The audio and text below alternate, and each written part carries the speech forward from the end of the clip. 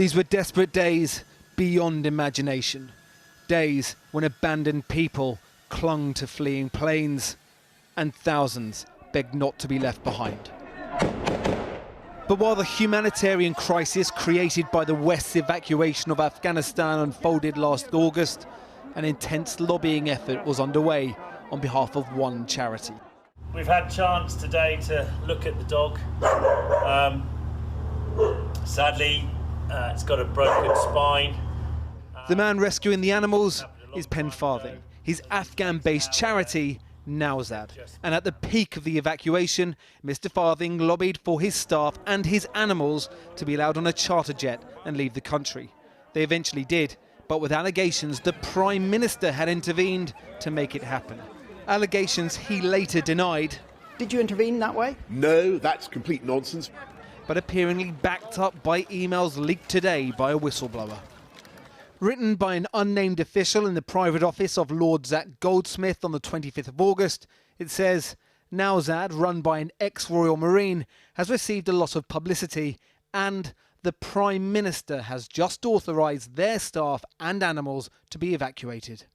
I mean, either Lord Goldsmith is not telling the truth or the Prime Minister's not telling the truth.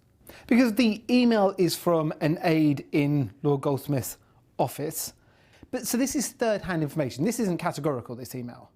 It's pretty categorical. I used to be a minister in the Foreign Office. I know what my officials would and would not say. They would not write, the Prime Minister has authorised something, if the Prime Minister had not authorised something. I mean, they would know that that was sackable offence. The Ministry of Defence has always maintained the lives of animals were never prioritised over the lives of desperate humans. But the question being asked on Downing Street right now isn't one of judgment. It's a scandal that's become known as Partygate. But of trust.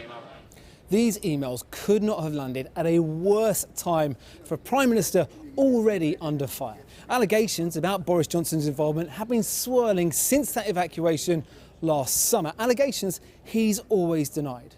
But these emails allow his version of events to be called into question.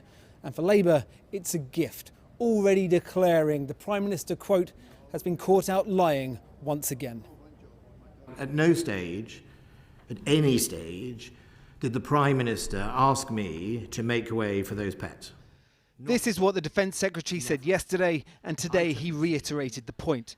This afternoon, Lord Goldsmith tweeted he never discussed the charity with the Prime Minister, and the Prime Minister's spokesman issued a statement saying Mr Johnson didn't instruct officials to take any particular course of action.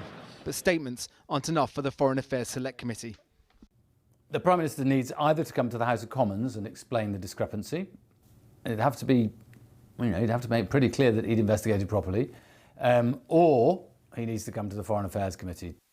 In Westminster, the questions are who said what to whom and when. But for thousands left still in Afghanistan, there's just one. How?